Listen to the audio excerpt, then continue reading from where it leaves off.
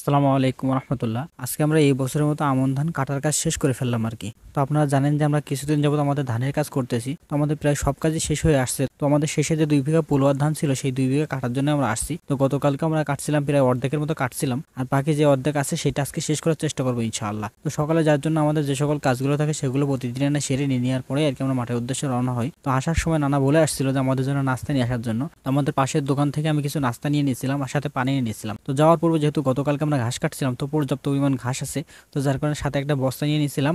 আর আমরা চিন্তা করছিলাম যে গতকালকে যেহেতু ঈদের গর্ত থেকে ধান উঠাইছি, তাহলে আজকেও যাবো, যে আজকেও কিছু পরিমাণে তোলার চেষ্টা করবো। তো যার কারণে সবকিছু প্রস্তুতি নিয়ে আর কি মাঠের উদ্দেশ্যে রওনা হই। তো মাঠে এসে দেখি নানারা গতকালকে তুলনায় আজকে অনেকটাই বেশি ধান কেটে ফেলছে। তো যাই হোক কাটার কাজ শুরু করি। ধানগুলো পাতলা পাতলা ছিল, যার কারণে কাটতে খুবই ভালো আগস ছিল। আর বিশেষ করে আমরা যে ধানগুলো এখানে লাগাইছিলাম, এখানে কিন্তু আমরা শুধুমাত্র লাগাই গেছি আর পরবর্তীতে একবার একটু সার দিচ্ছি, তার পরবর্তীতে কিন্তু কোনো কিছু আমাদের করা লাগেনি। আর বিশেষ করে এই পোলোয়া ধানগুলো কিন্তু একেবারেই খরচ কম, যদিও ফলন কম হয়, কিন্তু আলহামদুলিল্লাহ আল্লাহ তাআলার রহমতে আমাদের যে উপরে যে ধানগুলো আমরা লাগাইছিলাম তার থেকে কিন্তু পর্যাপ্ত পরিমাণ বেশি ধান হয়েছে। মানে ওই সমস্ত বইতে আমরা যে ধানগুলো পাইছি কিন্তু তার থেকে কিন্তু এই বইতে কম হিসেবে অনেক বেশি ধান পাইছি, মানে আশা করা যায় আর কি। মানে যে তুলনায় ধান হয়েছে আমরা কাটার পরিপ্রেক্ষিতে বুঝতে পারতেছি। তা আলহামদুলিল্লাহ সবই আল্লাহ তাআলার রহমত। আপনার যেটা আপনার ভাগ্যে থাকবে সেটা আপনি পাবেনই। আপনি কখনো কল্পনাও করতে পারবেন আল্লাহ আপনার পরতে কিভাবে দিয়ে দেবে। যাই হোক এটা তার বাস্তব প্রমাণ। যেহেতু আমাদের উপর জমি 4 বিঘা জমি, ওখানে যে পরিমাণ ধান হয়েছে আশা করা যায় এই 2 বিঘায় ওই পরিমাণ ধান হয়ে যাবে আল্লাহ তাআলার রহমত। কিন্তু যাই হোক আজকে নিয়ত করে আসছিলাম, আমাদের দেরি হলে আমরা ধান কাটা কাজটা আজকে শেষ করবো। তো যদিও আমাদের দেরি হয়ে গেছিল, আল্লাহর রহমতে আমরা ধান কাটা কাজটা শেষ করতে পারছিলাম। তো শেষ করার পরে আমরা কিছু পরিমাণে ঘাস কেটে নিয়েছিলাম, যেহেতু ঘাসগুলো দেখতেই পারতেছেন কি পরিমাণে ঘাস হয়েছে, মানে দেখলেই মন চায় যে কাটি।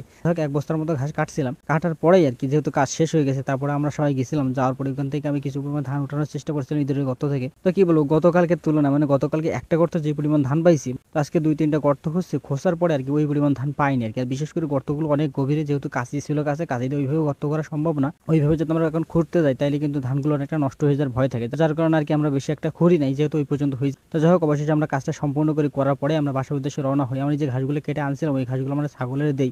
আপনারা দেখতে পারতেছেন যে কি পরিমাণ মজা করে খাচ্ছে, মানে এটা মনে হয় ওদের কাছে এত প্রিয় খাবার সেটা বলার বাইরে।